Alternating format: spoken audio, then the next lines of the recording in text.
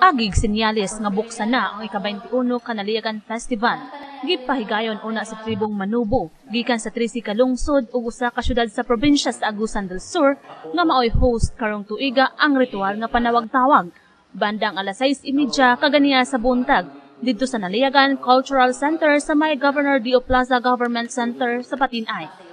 Sa pagsugod, gidagkutan una ang kandila nga maoy nagsimbolo sa kahayag, bag-o pa man ang baylan nga si Dato Katipunan kinsa tribal chieftain gikan sa lungsod sa Esperanza ang mipasabot sa iyang mga kaubanan kung unsa ang Naliagan Festival ug ang Independence Day nga dungan gagselebrar karong adlaw.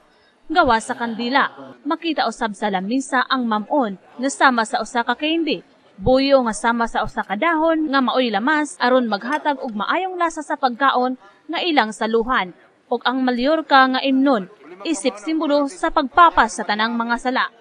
Bag-o pa man ang formal nga pagsugod sa Naliagan Festival, naanda na nga ipahitabo na ang opening program sa panawag-tawag nga maoy sinyalis nga gibuksan na ang tinuig nga kasaulugan ug dili matud pa kini pwedeng sugdan kung wala ang maong ritual.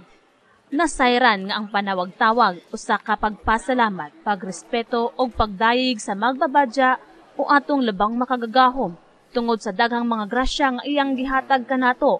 Ingon man pagampo sa atong labang makagagahom nga unta anaay kalinaw ug padayon nga kalambuan sa probensya.